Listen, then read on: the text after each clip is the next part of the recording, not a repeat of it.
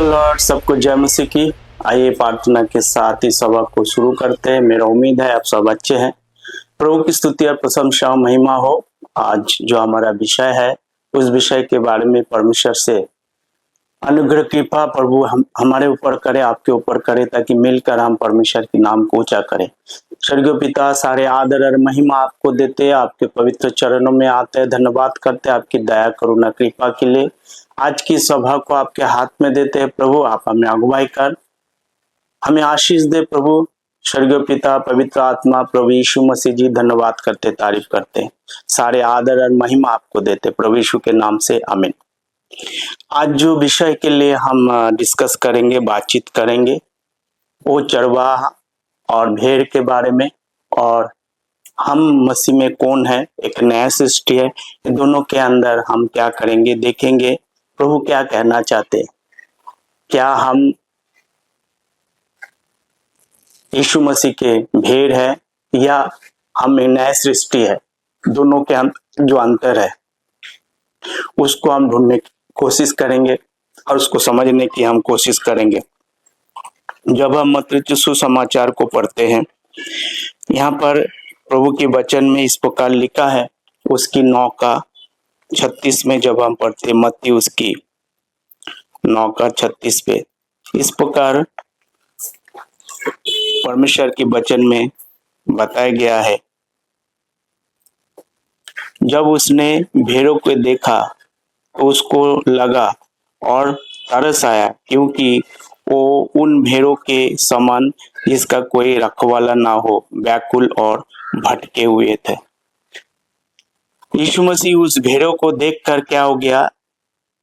व्याकुल हो गया। वो भटके हुए थे, वो तितर बितर होके रह रहे थे। 35 से पढ़ेंगे। 35 में लिखा है, यीशु जब नासरत और गांव में से जब नगर और गांव में से फिरता, वहां उसके आराधनालय में प्रवेश करता और राज्यों का सुसमाचार प्रचार करता और हर प्रकार की बीमारियों और दुर्बलता को दूर करता रहा। तब उसने भेड़ों को देखा और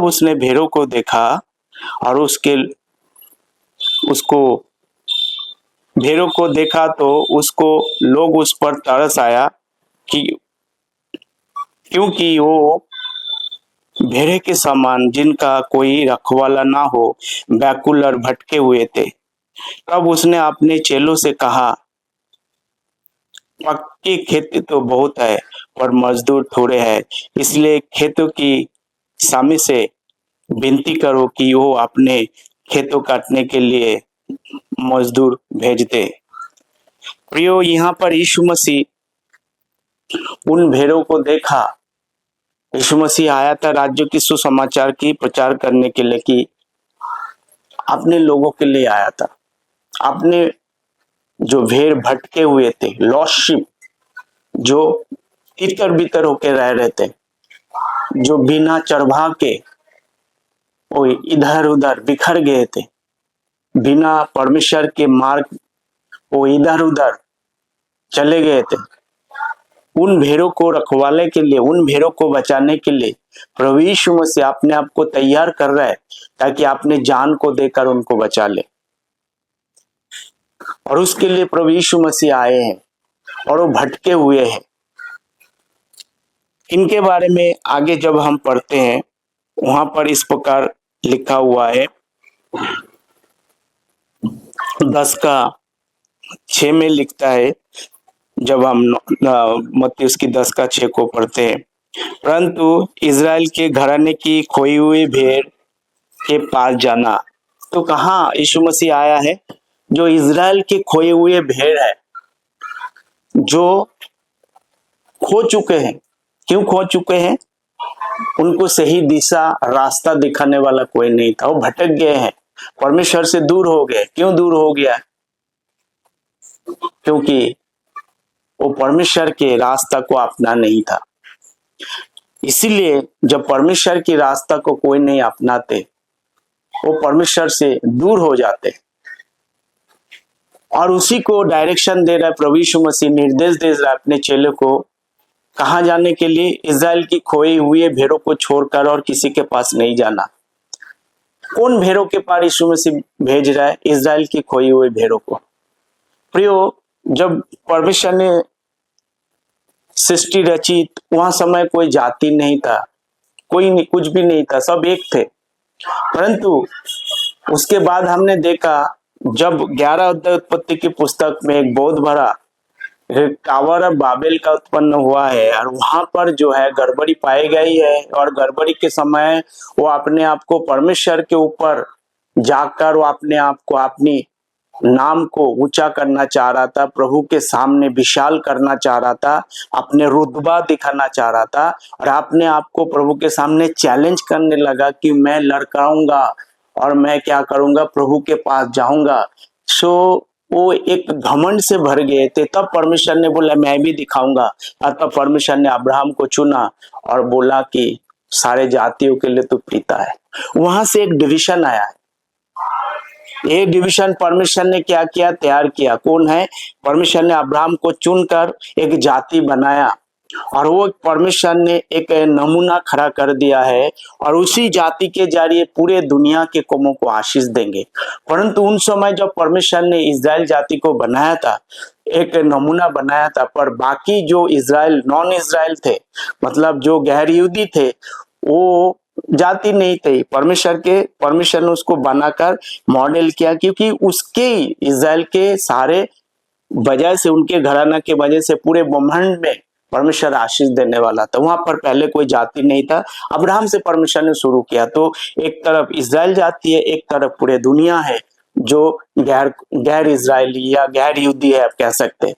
तो वहां से परमेश्वर ने बोला वही बात यहाँ पर, क्योंकि परमेश्वर की जो योजना है कि परमेश्वर के राज की स्थापना इस पृथ्वी में हो, और इसीलिए प्रभु यीशु मसीह आके बोल रहे हैं अपने चेलों को, कहाँ जाने के लिए?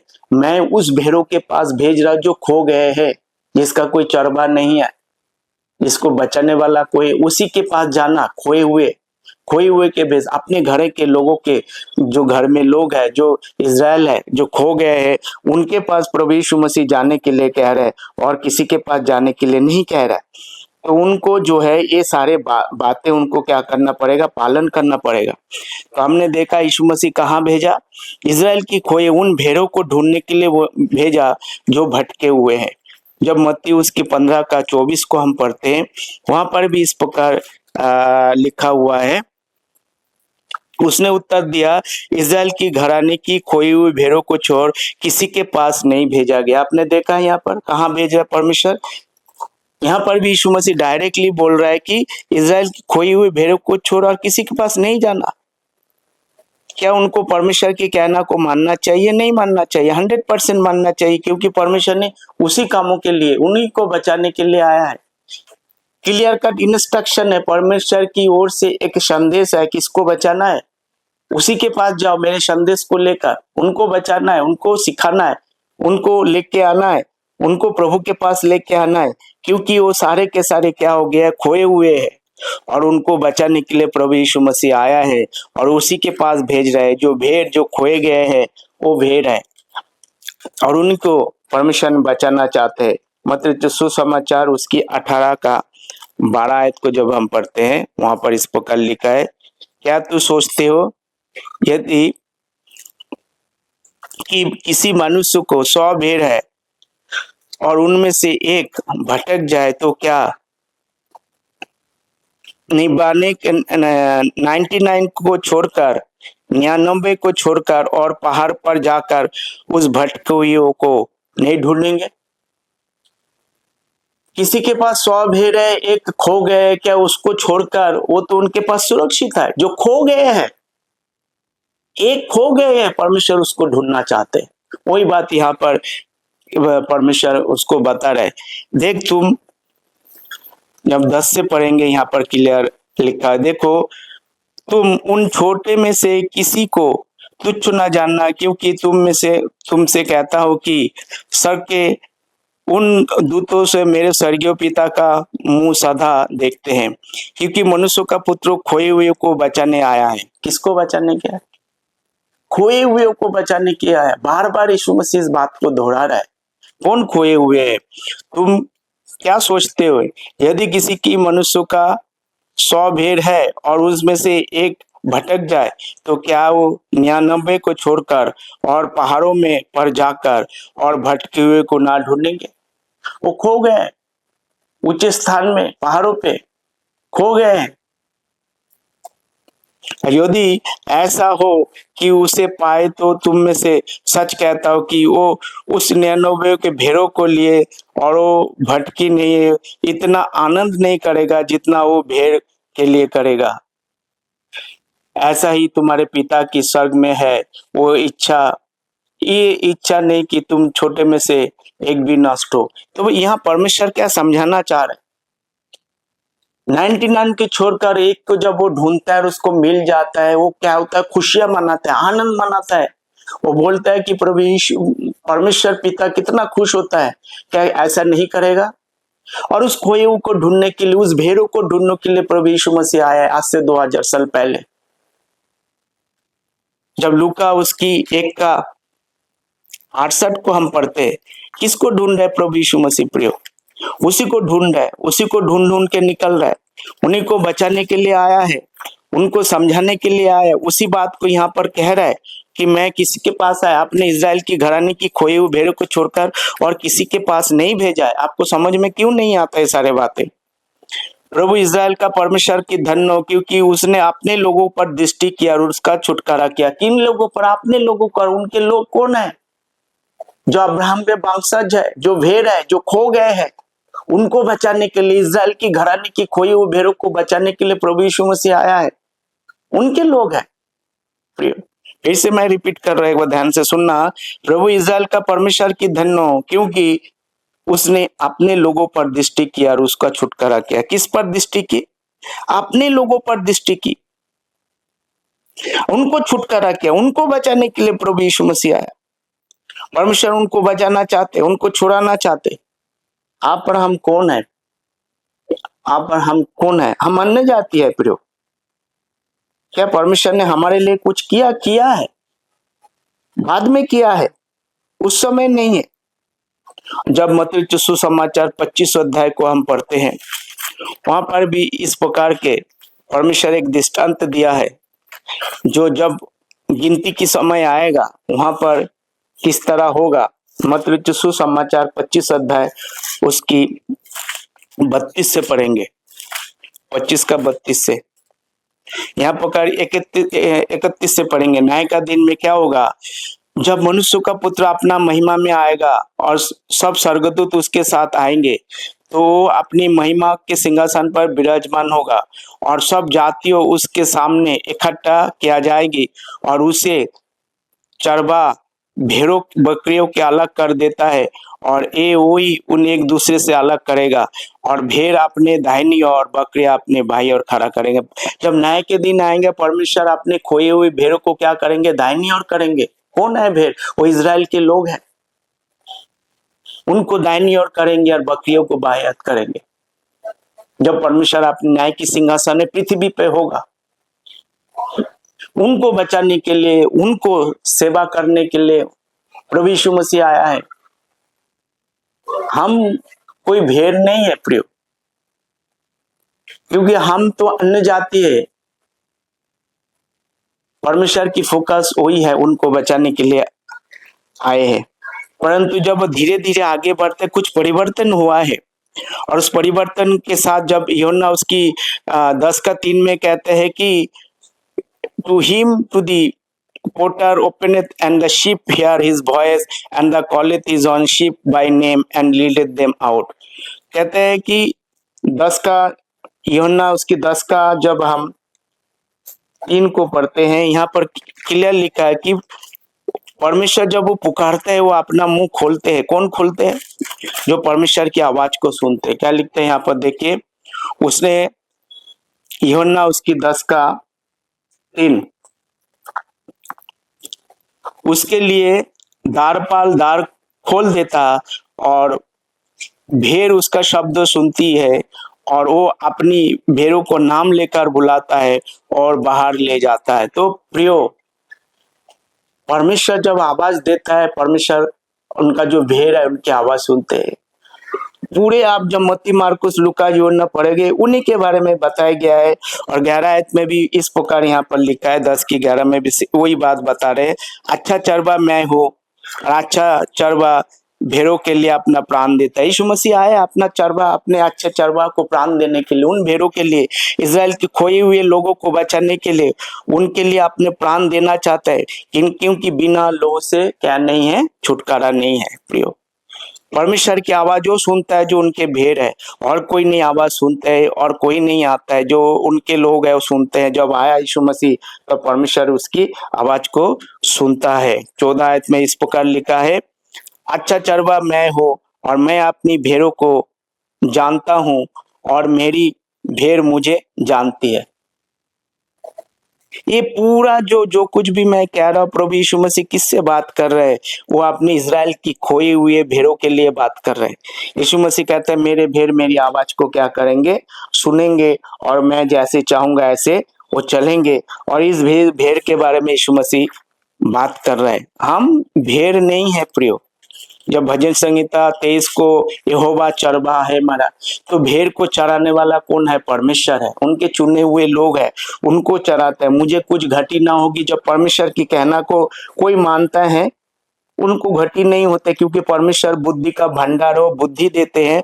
और जो भी बुद्धि को सुनकर आगे बढ़ता है वो क्या करते हैं?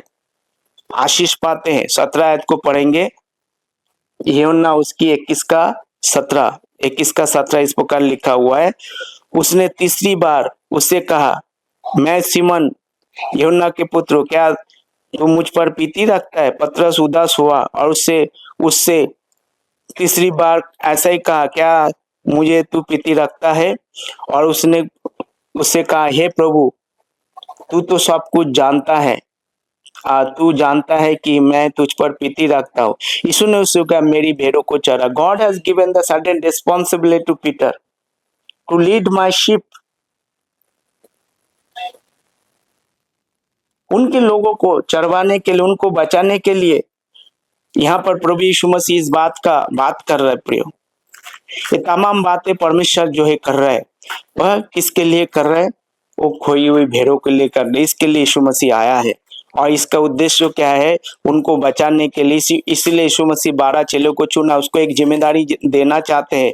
क्योंकि जितना भी भटके हुए, जितना भी खोए हुए, जो परमेश्वर से दूर हुए हैं और दुनिया के रीति रिवाज के अनुसार चल रहा है, परमेश्वर वो कह रहा है कि उनके पास जाओ और उनको क्या करो, तुम उनको बचाओ और उनको समझाओ और उनको मेरे पास लेके आओ। पतरस को एक जिम्मेदारी परमेश्वर देना चाहता है। पहला पतरस उसकी 3:2-25 में जब हम देखते, जिम्मेदारी को पतरस के ऊपर थोपा गया है, क्योंकि तुम पहले भटकी हुई भेड़ों के समान थे, पर हम अपने पानों के रखवाला अध्यक्ष के पास लौट आए हो। आप समझ में आया? अपने प्राणों को रक्षा करने वाला जो परमेश्वर है, तो पहले भटके हुए थे। वो भटके हुए थे, क्यों भटके हुए थे? क्योंकि जब जब उसने पाप किया, परमेश्वर पनिशमेंट की तरफ उसको पूरे दुनिया में फैला दिया, परमेश्वर को भूल गया और पढ़ाई जो है, गैरविधि है, उनके साथ मिलकर उनके दिशा में चला गया, उन्हीं की बात बोलता रहा, उन्हीं के साथ होकर उसने अपना अपना तमाम कामों को करता रहा, जो परमेश्वर के सामने क्या नहीं था, ग्रहण योग्य नहीं था। तमाम प्रकार की वो कुकर्म किया है जो परमेश्वर घृणा करता है, जो परमेश्वर उनको बताए नहीं करना चाहिए, वो सब कर रहा था। वो भटक गए थे, और उसका पनिशमेंट के जब व्यवस्था विवरण उसकी 28 का 64 आयत को हम पढ़ते हैं, वहां पर लिखा हुआ है, जब जब ये लोग गलत काम करते थे तो उनके श्राप की तरफ पर परमेश्वर उसको पूरे दुनिया में उसको फैला देता, तो भटक जाता था, क्योंकि वो परमेश्वर के खिलाफ जाते थे।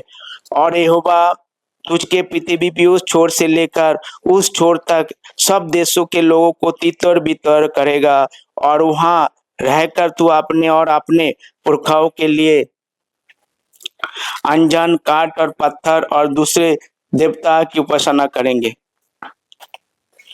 क्या कर रहे हैं लोग? उन्हीं को बचाने के लिए है। क्यों? ये परमेश्वर के विरुद्ध में गया प्रियो,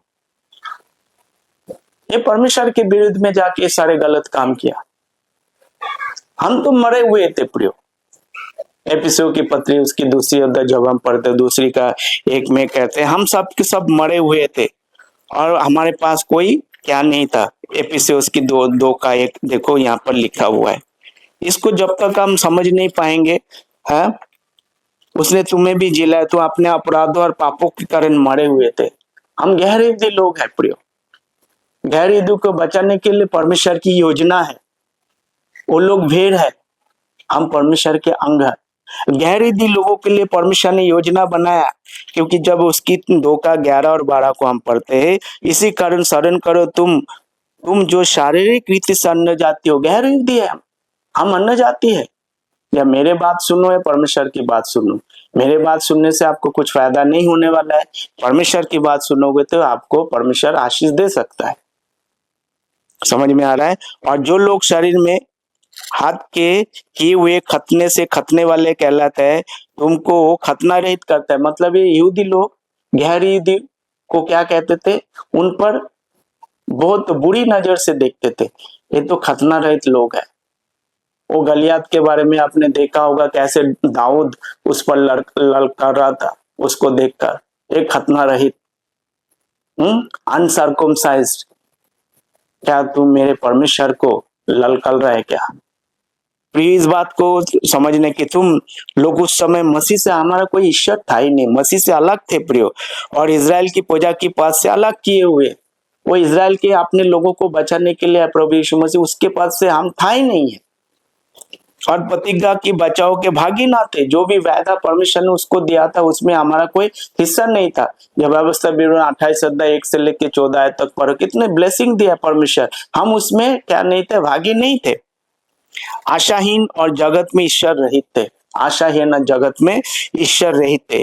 पर अब मसीह यीशु में तुम्हें जो पहले दूर थे, तो परमेश्वर ने जब योजना बना, जब इन्होंने रिजेक्ट किया परमेश्वर के कामों को, तुच्छ जाना, तब परमेश्वर ने योजना बनाकर हमें क्या किया, बचाने के लिए हमें लेके आया। परमेश्वर ने हमें बचाया है। हम कौन है? जब हम पहला करंत उसकी 12 का 27 में कहते हैं, now you are the body of Christ and member in particular. हम मसीह के अंग हैं। पहला करंत के उसकी 12 का 27 में कहते हैं। एपिसोड्स की 3 का 6 में इस प्रकार लिखा हुआ है प्रिय, इसको समझने की कोशिश करना आप सारे बातें को। अर्थात ये है कि मसीह यीशु में सुसमाचार के द्वारा अन्य जाति लोग मीरास में साझी और एक ही देव के प्रतिज्ञा के भागी। We are the body of Christ. सुसमाचार के जरिए अन्य जाति गहरे यहूदी लोग सुसमाचार के जरिए प्रभु यीशु मसीह का अंग बन गया है। वो क्या है? चरबा है। चरबा कौन है? प्रभु यीशु मसीह है। और उनका भेड़ है वो इजराइल है।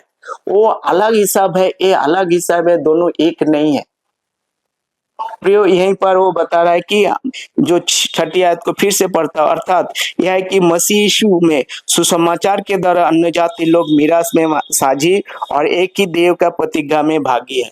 कैसे भागी? We are the body of Christ. सुसमाचार के जरिए परमेश्वर ने एक सुसमाचार दिया, क्या ये सुनो उनको, प्रभु यीशु मसीह हमारे पापों के लिए मारा गया, गाड़ा गया, तीसरे दिन जी उठा। जब हम सुनते परमेश्वर हम पर काम करते। जब दूसरा करंती उसकी 5 का 17 में इस प्रकार लिखा है कि हम एक नया सृष्टि है प्रिय। परमेश्वर ने हमें नया सृष्टि किया। आपको समझ में नहीं आता नया सृष्टि का मतलब क्या है? ऑलरेडी वहां पर इजराइल था ना, पे नया सृष्टि की क्यों जरूरत पड़ गया? क्योंकि उनके लिए और हमारे लिए अलग अलग योजना है। इसलिए यदि कोई मसीह में है तो एक नया सृष्टि, पुरानी बातें बीत गए, देखो हम सब नए हो गए। यदि कोई मसीह में है, जब आप विश्वास करते प्रभु यीशु मसीह हमारे पापों के लिए मारा गया, गाड़ा गया, तीसरे दिन जी उठा, तब परमेश्वर आपको परमेश्वर के अंग बनाते। आप विश्वास करने से आपको उद्धार मिलता है। उनको भी प्रभु यीशु मसीह बचाने के लिए है, वो तरीका अलग है। हमको भी परमेश्वर ने बचा रहे, ये तरीका अलग है प्रियो। इसीलिए दोनों को अंतर में आपको समझने की जरूरत है। बॉडी ऑफ क्राइस्ट और शिप, दोनों के अंदर यही अंतर है। What is the difference between body of Christ and sheep? यीशु मसीह अपने भेड़ों के लिए बचाने के लिए है, पर हम जो है बॉडी ऑफ मसीह के अंग है। यीशु मसीह हमारा क्या है? हेड है। प्रभु की स्तुति हो, परमेश्वर ने हमें एक खूबसूरत उद्धार दिया है, उसकी जय जयकार हो। हम बोलकर भी हम उसको ज्यादा खुश नहीं कर सकते, पर जितना भी हो सके प्रियो उस प्रभु की जय जयकार को उसने लोहू बहाकर हमें मौका दिया है बचने के लिए। आज रास्ता खुला हुआ है, एक दिन ये भी रास्ता बंद हो जाएगा। कठिन समय आ रहा है, बल्कि अभी भी कठिन समय है। चुनौती आपके सामने है। वचन को सुने, समझे और बहुत सारे लोगों को भेजे ताकि लोग बच जाए। सबको जय मसीह की। Take care, God bless you.